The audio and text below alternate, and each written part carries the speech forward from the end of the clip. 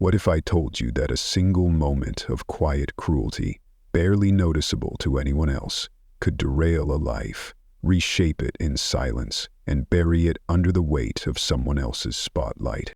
This is Ellie Thompson's story, a tale that began not with applause, but with isolation. On a bitter November evening, long past when the laughter and chatter of classmates had faded from the corridors of the New York Film Academy, a lone room on the 7th floor flickered with the dim glow of a computer monitor. Inside, Ellie sat curled forward, her slender fingers gliding across the keyboard with the speed and accuracy of someone who'd done this 1,000 times. Not just for skill, but for survival. She was 24. Her trademarked oversized hoodie enveloped her like armor. Long strands of dark hair cascaded across her pale face, veiling the eyes that rarely dared meet another's.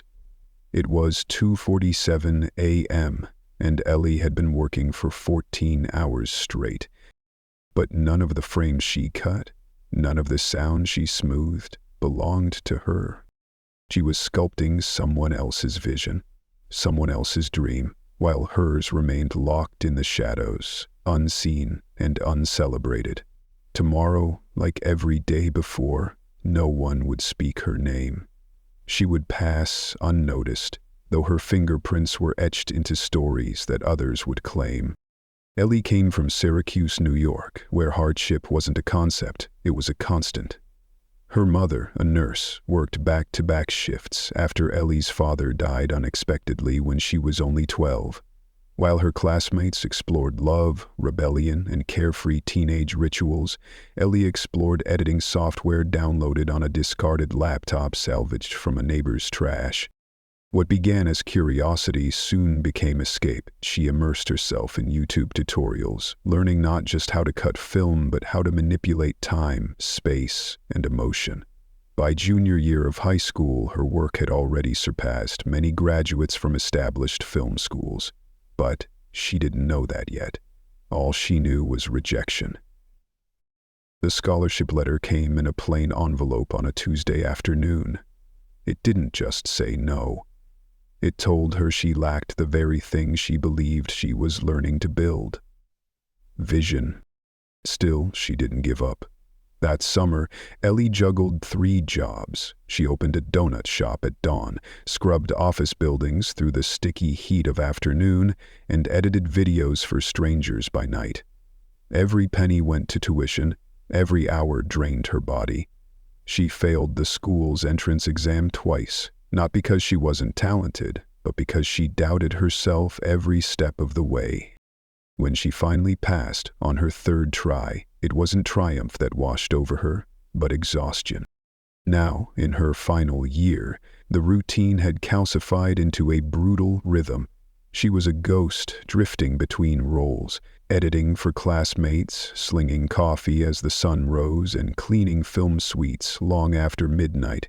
Rent was a luxury, so she made do by sleeping on a lumpy couch in Suite 7, a storage room turned ed bay that no one else wanted. The room smelled like dust and old wiring. The air conditioner clanked like a dying beast, but it was quiet. It was hers. Within the hierarchy of the post-production department, Ellie was invisible. The politics were brutal and precise. Students like Nanina Cartwright floated at the top, buoyed by legacy and money. Her father owned 3 TV stations. She had high-end cameras, professional lighting, and an unshakable confidence born not of experience, but of never having to fear failure. Professor Carter, the department head, championed bold ideas, so long as they came packaged in polished pitches and strategic networking. He praised students who could speak in buzzwords, not the ones who could bleed on screen. Ellie didn't speak in sound bites. She barely spoke at all. To him, talent without self-promotion was invisible. Mr. Morris, the aging equipment manager, was the only one who seemed to see her. He had once been a respected editor in the 1980, until a scandal pushed him into the margins. But his love for the craft had never faded. Late at night, he'd linger in the hallway outside Suite 7, pretending to inventory cables while quietly watching Ellie work. In her surgical cuts, in the precision of her timelines, he saw echoes of himself, a silent artisan, lost in the noise of the system. As graduation neared, desperation spread like smoke. The charmers hit walls, the well-connected leveraged every favor. And the rest? They came to Ellie. She became the school's open secret. When edits fell flat, when sound was misaligned, when storytelling crumbled, the quiet girl in Suite 7 was summoned, not with praise, but with urgency. She took the jobs not for recognition, not even always for the money. She took them because letting good footage die felt like watching someone drown while holding a life raft. But then came the one job that changed everything. Only not in the way she'd hoped. Ellie shrugged quietly, her voice barely above a whisper. "I just cleaned up some technical issues." Her tone was neutral, almost detached, an emotional shield honed over years of being overlooked. But her heart was pounding. She had rebuilt the emotional spine of that film. She had breathed life into its broken rhythm. Yet here she stood, receiving pocket change like someone who delivered takeout, not art. Nena approached her after class, the corners of her mouth lifted in a smile that didn't quite reach her eyes. "Thanks for the help," she said, handing Ellie a small wad of bills with the nonchalance of someone tipping a barista. "Here's your 300. Not bad for some technical cleanup, right?" Ellie's pulse quickened, her fingers clenched slightly at her sides. "Actually, I completely restructured the narrative," she said softly. "I rebuilt the entire climactic sequence from scratch." Nena's eyes sharpened, the faux gratitude fading instantly. "Look," she snapped, voice slicing through Ellie's attempt at dignity. "I appreciate the work, okay? But let's not get carried away. You helped with some editing. I created the vision. Professor Carter praised my storytelling, not your button pushing." The words hit Ellie harder than she expected, not because they were new, but because they were so precise. Dismissal from someone she had tried to believe in. She had poured herself into that project, not for credit, not even for the money, but because she saw something in the footage, something fragile and unfinished that only needed the right hands. Her hands. Matt Silva responded with a smile and a shake of the hand. But to Nena, she was just another tool. As Blackbird's success spread through the academy like wildfire, Ellie watched from the sidelines. Nina was now a rising star, invited to speak on panels, asked about her unique visual language and psychological editing. She gave half-baked lectures using terminology she barely understood, referencing techniques she had never used. And Ellie? She became even more invisible.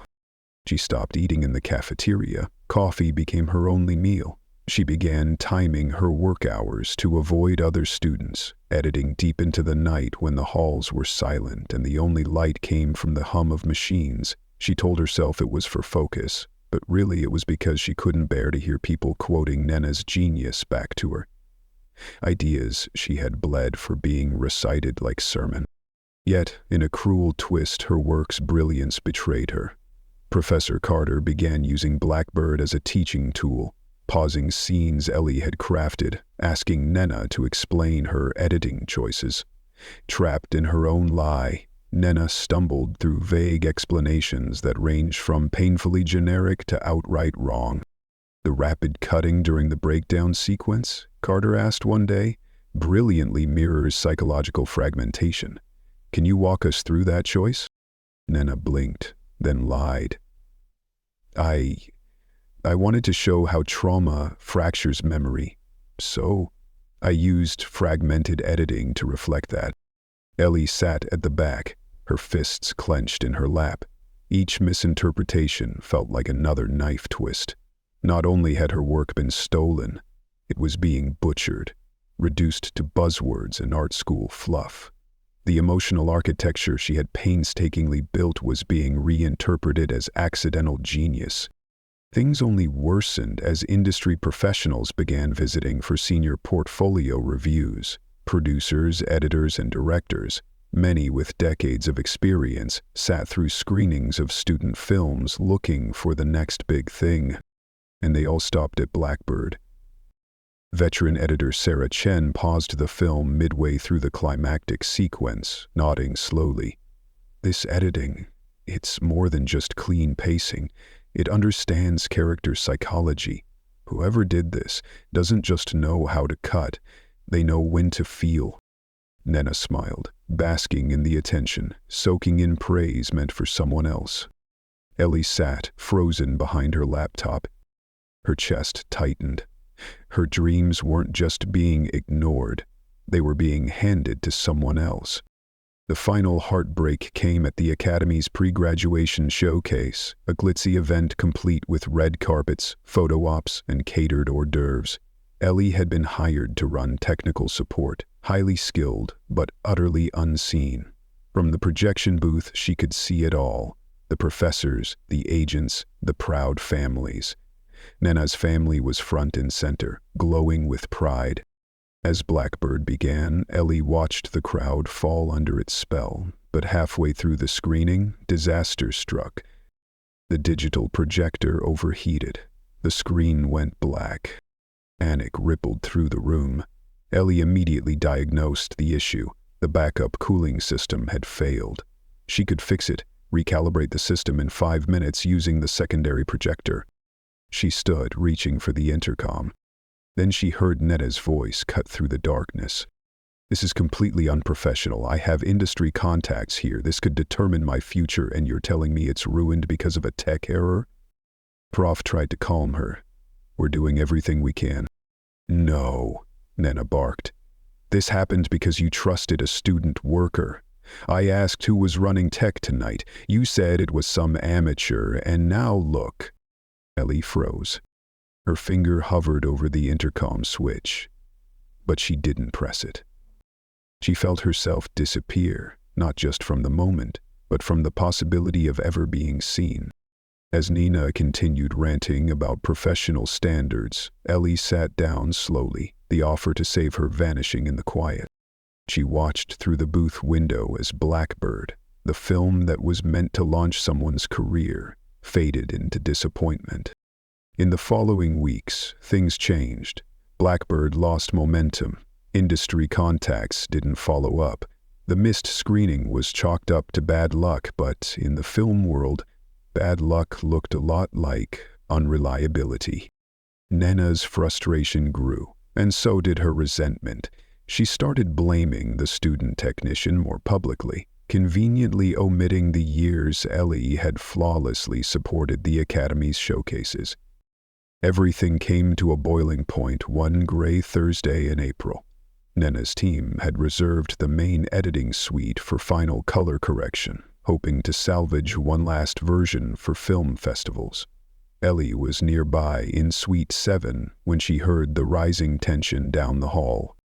Color correction wasn't just technical, it was an art. It required a calibrated eye and software mastery, but Nena, despite all her pretensions, had never bothered to learn its intricacies. She believed brilliance could be bought or borrowed, and once again she was about to learn, at Ellie's expense, that it couldn't. Nena's attempt to enhance Blackbird's visual tone ended in catastrophe. The once powerful imagery now looked garish, oversaturated hues bleeding into one another like smeared makeup. What had once been haunting now seemed cheap, like someone had filtered a psychological drama through a broken Instagram preset. She slammed the mouse down in frustration. "This is impossible. Why does this software have to be so complicated? Can't it just make the colors look better automatically?" Her team, mostly actors and writers, shifted uncomfortably around her. They offered hesitant suggestions, but none of them had a clue about color correction. This wasn't a skill one could fake or improvise. It demanded knowledge, precision, and intuition, none of which Nena had. Down the hall in Suite 7, Ellie heard the growing chaos, the shouting, the panicked clicking of mice, the rising anxiety in their voices. She didn't need to see the screen to know what was happening. She had taught herself color grading during her second year, meticulously absorbing knowledge from hundreds of tutorials, practicing frame by frame on test footage. She knew exactly how to fix what was broken and how quickly she could do it. After an hour. But Ellie stayed silent. She focused on her own project, ignoring the clatter of another fire she could extinguish if only she stepped into the room. After the projection booth incident, after weeks of hearing Netta blame student tech incompetence, something inside her had changed. She was done being the ghost in someone else's success story. After nearly 20 minutes of failed attempts, Nena's team gave up. The equipment clacked into their cases with defeat. Just as they were leaving, Ellie heard Nena's voice pierce the hallway again, laced with superiority and unearned pride. "I swear this place would fall apart without students like us who actually know what we're doing. Thank God we don't have to rely on technical support." Ellie froze. The irony stung sharper than ever. The same girl who couldn't grade a single frame properly was boasting about knowledge she didn't possess, once again at the expense of those who had saved her. And in that moment something shifted in Ellie. No more. She wasn't going to save anyone who couldn't even acknowledge she existed. Tomorrow would be final portfolio review, the day when real decision-makers came. Industry veterans, studio reps, hiring managers. The last opportunity for students to turn 4 years of education into actual careers. If Nena wanted to claim credit for work she couldn't replicate, let her face the consequences. Ellie wasn't going to step in this time. She wasn't going to offer a lifeboat. She wasn't going to save a sinking ship. For the first time, Ellie chose not to disappear, but to let silence do the talking. The next morning arrived with crisp skies and anxious footsteps. The halls buzzed with nervous laughter and whispered rehearsals. Industry guests moved through the corridors in small clusters, murmuring technical terms and quietly evaluating every detail. Ellie, true to habit, arrived early. She'd volunteered to run technical setup, not just for the small stipend, but for something more grounding. Her hands needed motion. Something real, something steady. She tested every microphone, calibrated every projector. No corner of the presentation room escaped her precision. Ironic, she thought, how the same incompetent student technician had just ensured the entire day would run without a hitch. As students trickled in, Ellie retreated to her familiar perch in the projection booth, high above the crowd yet apart from it. A ghost with a bird's-eye view. From her shadowed seat, she saw Nena pacing near the entrance. Her hair, normally sleek and perfect, showed signs of frizz and stress. Her posture, once so commanding, now wavered as the pressure of expectation bore down. When her name was called, Nena walked to the front of the room with the composure of someone trying too hard to look unfazed. The lights dimmed. Blackbird began, and from the very first scene, the room changed. Even from her booth, Ellie could feel the shift. The audience leaned in, eyes widened. The emotional architecture Ellie had crafted months ago held the room in its grasp. The sequence she'd rebuilt from the ashes now soared, and by the time the climactic breakdown unfolded, the room was breathless. The credits rolled. Applause erupted. People clapped not out of obligation but from genuine awe. And then came the reckoning. Sarah Chen, the seasoned editor who had championed the film before, stood. "That was extraordinary work," she said. "The editing, it's surgical, psychological. I'd love to hear more about your cutting choices, especially during the protagonist breakdown." Nena nodded, but her eyes betrayed her panic. "Thank you," she said. "I'm happy to talk about my process." "Let's start with that rapid cut sequence," Sarah continued. "It's incredibly rhythmic. How did you approach constructing it?" Ellie leaned forward, her breath caught. That was her scene, her sleepless nights, her hands, her heart. I wanted to show how trauma fragments memory, Nena stammered, so I used fragmented cuts to reflect that. The response hung heavy, weak, generic. Sarah's raised eyebrows said it all. And the sound design? She asked. The way dialogue distorts and overlaps. Technically, that's very advanced. Can you describe your layering process? Nena's hands trembled. I worked with my sound designer to create layers. The room grew colder. Confused glances passed between professionals who knew just how difficult that kind of sequence was to execute. Her answers weren't just vague, they were insulting. Marcus Rodriguez, a supervisor from a top-tier New York post house, leaned forward. "I'm especially curious about your color grading choices," he said. "There's a precise contrast between the internal and external worlds of your protagonist. It's subtle but powerful. Can you describe your tool set, your workflow?" Nena blinked, panic rising. "I used professional color correction software." "What kind specifically?" "There are a lot of approaches."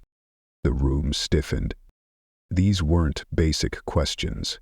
They were standard for anyone claiming to be a post-production leader. And Nena couldn't answer a single one.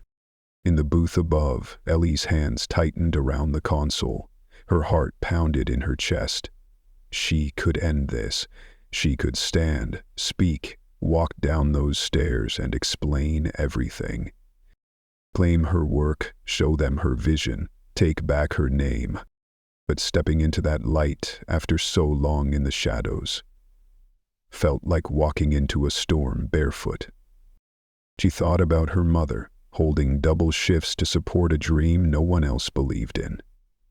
She thought of Mr. Morris, who once whispered, "Real editors don't need applause, they just need to be true to the cut."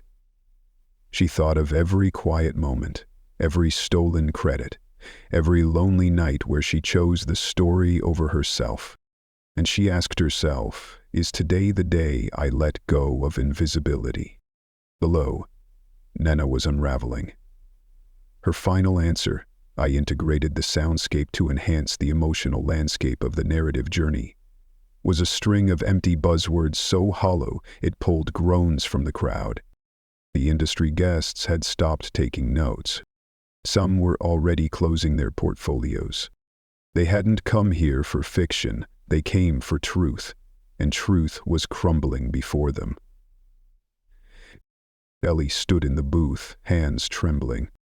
The spotlight wasn't just waiting, it was begging for her. She had a decision to make. Ellie had every reason to remain in the shadows, to let the disaster unfold without interference. Nena had made her choices. She had claimed credit that wasn't hers, dismissed and belittled the very hands that had shaped her film into something exceptional. If her false narrative was finally unraveling in front of the very gatekeepers she hoped to impress, so be it. She deserved whatever came next. And yet, as Ellie watched Nena's dreams disintegrate in real time, she felt no vindication, no glee, no triumph. Only grief. This wasn't justice. It was just another kind of waste. Ellie had poured everything into Blackbird, not for praise, but because she believed in its emotional truth.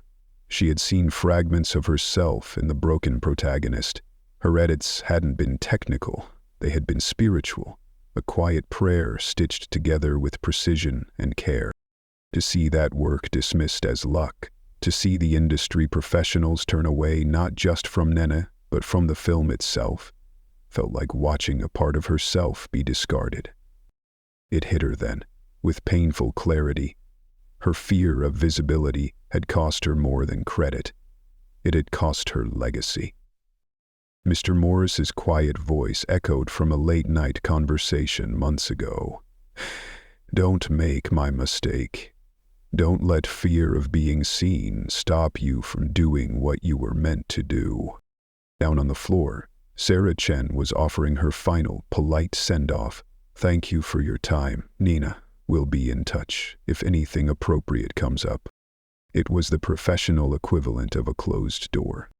Ellie looked at her hands, the same hands that had sculpted Blackbird into something alive, hands that had remained folded in her lap while others spoke over her.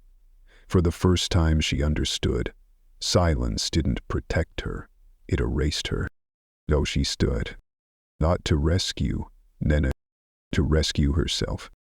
She left the projection booth and stepped into the auditorium.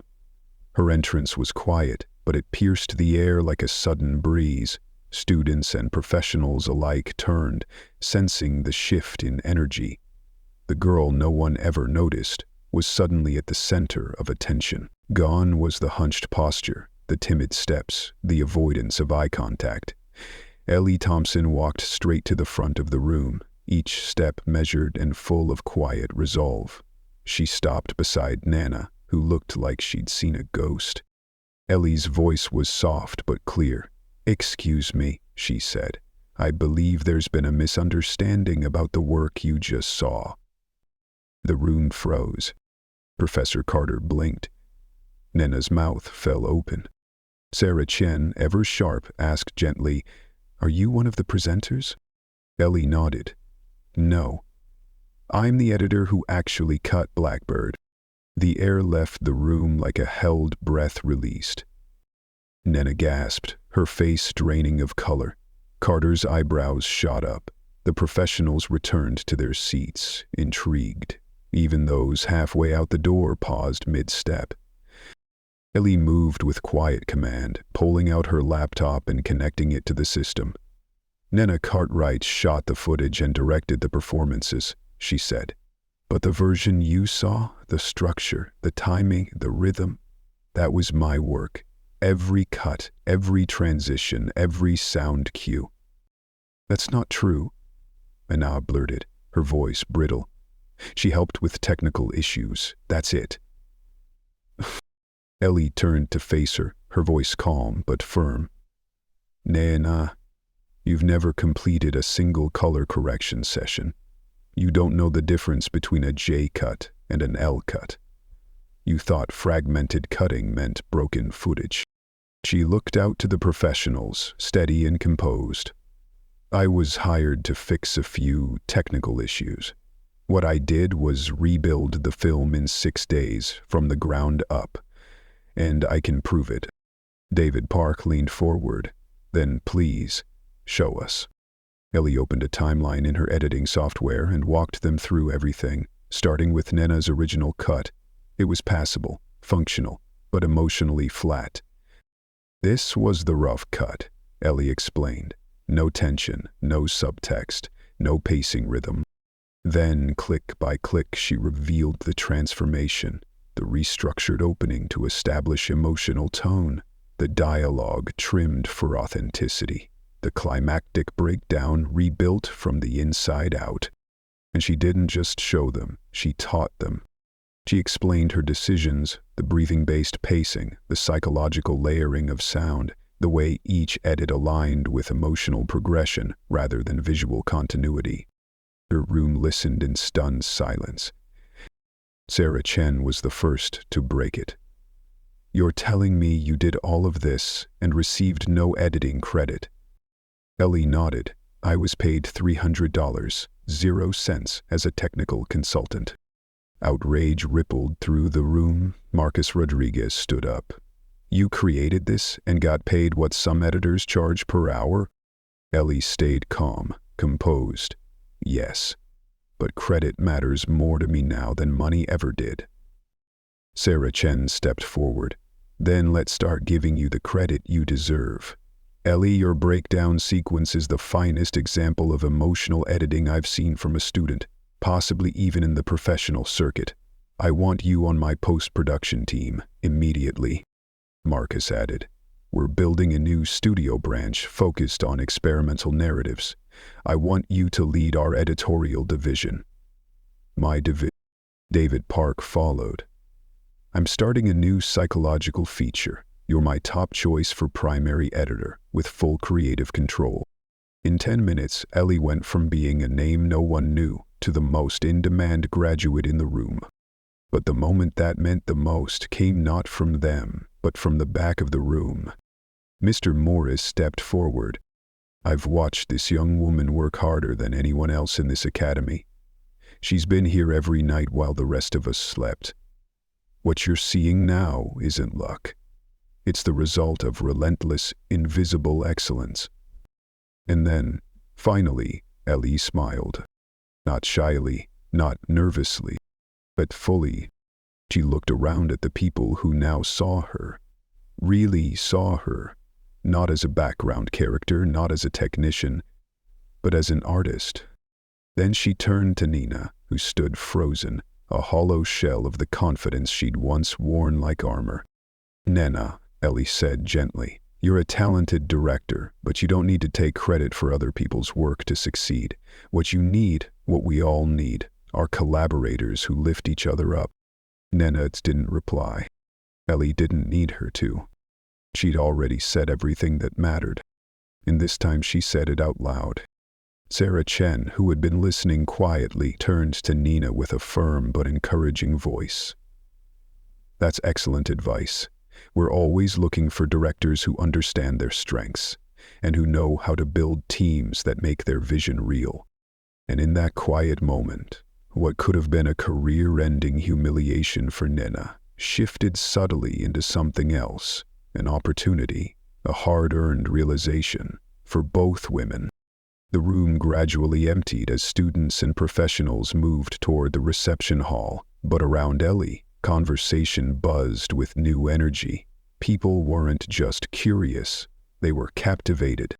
For someone who'd spent 4 years trying to be invisible, Ellie was now at the center of a professional whirlwind. It was overwhelming, yes, but it was also exhilarating. Sarah Chen was already on the phone with colleagues, setting up meetings, name-dropping Ellie into festival committees and private industry circles. Between calls, she turned to Ellie and said, "I meant it about helping you finish that personal film, but you should also think bigger. You should consider developing a documentary series about under-recognized talent in the creative world. Your story isn't rare, it's just rarely heard." David Park nodded. "That's genius. You could structure it by discipline: editing, sound, cinematography, writing. Each episode showing the gap between the people who get the spotlight and the ones who actually build it." "Oh, Marcus Rodriguez, having just ended a phone call, stepped back into the conversation with a game-changing update. "I just got off the phone with my partner. We want to fast-track our offer. 2-year contract. Full creative control on your assigned projects, profit participation, and full backing for any festival submissions you choose." Ellie's breath caught. For 4 years, she had rationed every dollar, scavenged software licenses, taken on sleep-depriving freelance gigs just to stay afloat. Now she was being offered not just financial security, but the kind of creative freedom most professionals spent decades trying to earn. Then, through the crowd, came Professor Carter. He looked different, unsteady, even remorseful. And when he reached her, his words carried none of his usual pomp. "Ellie," he said gently, "I owe you an apology. I failed you. Not just as a teacher, but as a mentor. I didn't see what was right in front of me. And worse, I created a classroom environment where students like you didn't feel safe sharing their full voice." He paused, visibly grappling with the weight of what he was admitting. "I'd like to ask your help to redesign the curriculum, so this doesn't happen again." It was more than an apology. It was an acknowledgement that the institution had been blind to real talent, too distracted by the noise of networking and polish. Ellie nodded, her voice steady. "I'd be honored, but I think the change has to go deeper than the curriculum. Students need to know that vulnerability isn't weakness. It's part of the craft, and we have to change how we talk about success. It can't just be who speaks the loudest." Mr. Morris, who had been quietly observing from the back, stepped forward with a small, wrapped package. His voice was softer than usual. "I've been saving this," he said. "I figured you might need it now." Inside the wrapping was a vintage editing manual from the 1970s, its pages worn and annotated with decades of handwritten notes. But inside the front cover was something even more precious, a formal letter of recommendation, written 6 months earlier on professional letterhead. "I wrote this for you back when I saw what you were doing in Suite 7, Mr. Morris said. "I planned to give it to you at graduation, but I think it belongs to you now." The letter was extraordinary, a detailed, heartfelt account of Ellie's talent, her relentless discipline, her quiet leadership, and the kind of artistic integrity rarely seen even in veterans. Coming from someone like Mr. Morris, a man whose fall from the industry hadn't dimmed his reputation, it was the kind of document that could open doors long before resumes were reviewed. The weeks that followed were a blur of meetings, contracts, emails, offers. Her story became legend at the academy, a shift felt in policy and perspective. Students no longer whispered about Suite 7. They spoke of Ellie Thompson with respect, with awe. Her first day at Sarah Chen's studio was surreal. She arrived early, as always, but this time someone met her at the door, greeted her by name, and led her into a fully equipped editing suite, one with gear she used to only dream about. Her first assignment?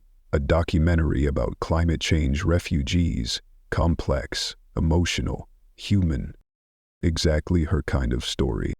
As she combed through raw footage, Ellie felt it again, that familiar hum of empathy, of rhythm, of breathing with the character through their hardship. The nights spent alone in Suite 7 hadn't been a detour. They'd been preparation. Her new suite had windows that overlooked the Hudson River. Sunlight poured in as she worked, but the real light was internal. She was no longer invisible. For the first time, every decision she made, every cut, every pause, every silence, would carry her name. She worked with a seasoned director, Rosa Martinez, who had initially been wary of Ellie's youth and apparent inexperience, but skepticism gave way to admiration. After reviewing Ellie's first cut, Rosa said, "I've never worked with an editor who understands subtext the way you do. You don't just tell the story, you listen to it." Ellie smiled, not shyly, but with the confidence of someone who had finally claimed her place in the story. And this time, she wasn't editing someone else's narrative. She was writing her own. After watching Ellie's first cut of the climate change documentary, Rosa Martinez sat quietly for a moment, then said, "You're not just arranging footage, you're excavating emotional truth buried beneath layers of fact." Ellie's work wasn't simply technical, it was transformational. Her sensitivity to psychological nuance didn't just influence editing, it began shaping the shoot itself. Her insights on visual psychology changed camera setups. Her understanding of trauma reshaped interview approaches, helping subjects share their stories with more safety and dignity.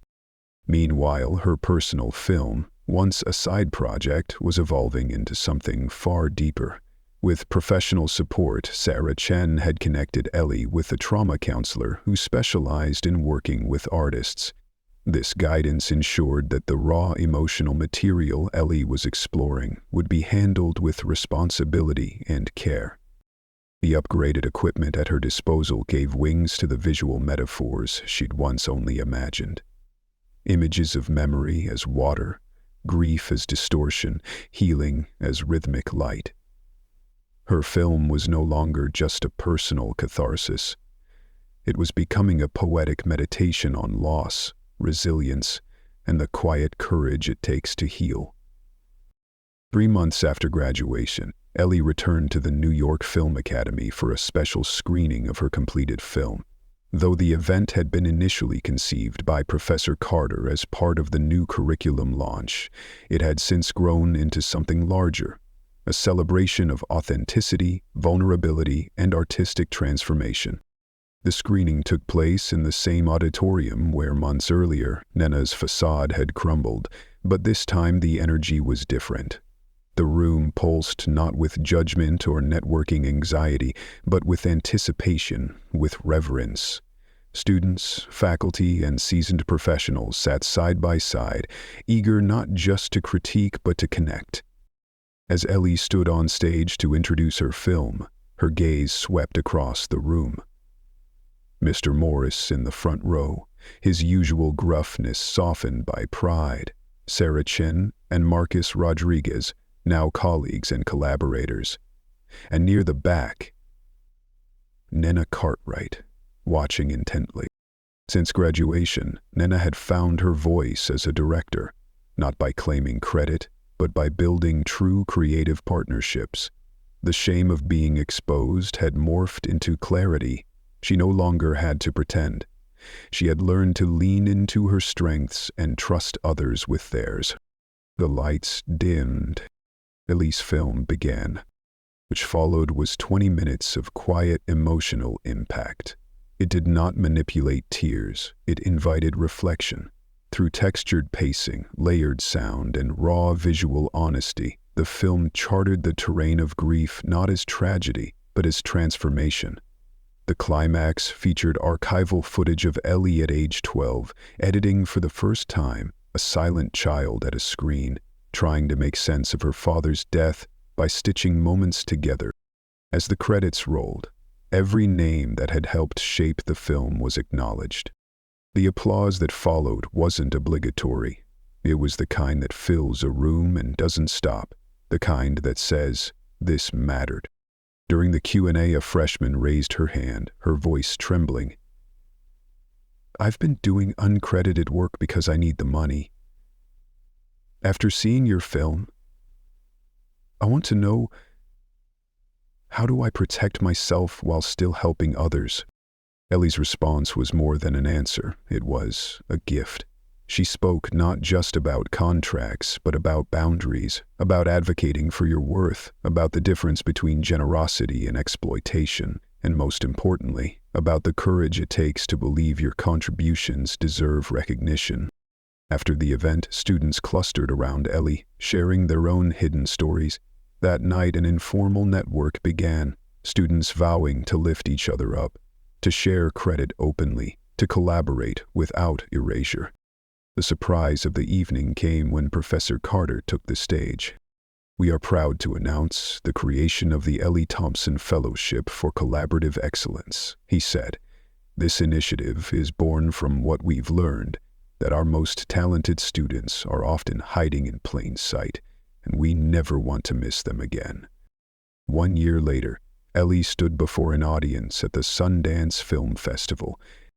She wasn't there as an assistant or technician. She was the creator of a new documentary series, Hidden Hands, the uncredited artists who shape our stories, a breakout success that had taken the festival by storm.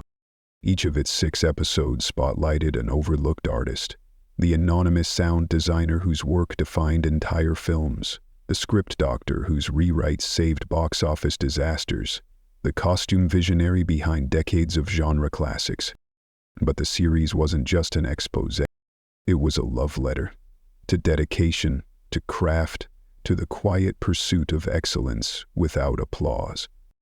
Each episode bore Ellie's hallmark style, empathetic editing that invited audiences not just to see but to feel, to understand why these artists created, not just what they created. At Sundance, Ellie stood on stage, a calm and luminous presence. Her voice filled the theater with quiet power. "When I started making films," she said, "I thought the goal was to become visible, to step out of the shadows and be seen. But what I've learned is that visibility is only part of the truth. Real success comes from doing work that serves the story, even if no one's clapping." She paused, then looked straight into the camera, capturing her remarks. But that doesn't mean accepting invisibility when it's used to erase us. There's a difference between choosing solitude and being silenced, and we must be brave enough to protect that difference. Her words were followed by thunderous applause.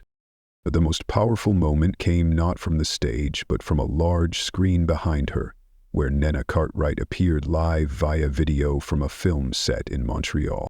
"I need to say something," Nena began, her voice steady. "A year ago, I took credit for work I didn't do, because I was terrified that I wasn't enough on my own. I let fear make me a liar, but the truth is, working with real collaborators has shown me that I am enough. When I stop pretending to be everything and start being honest." Her confession, though no longer a secret, landed with deep respect. It symbolized what Ellie's series was about: accountability, redemption, and the power of growth. After the screening, Ellie was surrounded by voices like her own, emerging artists, longtime professionals, each carrying stories of labor unrecognized, of voices long silenced. But one conversation stayed with her. A teenage girl, no older than 16, approached with a spiral notebook filled with sketches and editing notes. "I'm not in film school yet," she said, "but I've been teaching myself. I didn't think I could show anyone, but after seeing your work, I want to start." Ellie spent time with her, flipping through her notebook, offering technical tips and creative encouragement. Then she introduced the girl to other young filmmakers she'd met at the festival, helping her form a circle of peers. As Ellie watched the girl walk away, head higher, steps more assured, she realized something profound. This was the true victory. Not the fame, not the offers, but helping someone else skip the years of doubt and invisibility she had endured. Because Ellie Thompson was no longer the girl hiding in Suite 7. She was a voice, a light, a hand reaching back to lift others forward. And that, more than anything, was the mark of an artist who had not only found her own story, but helped others begin theirs.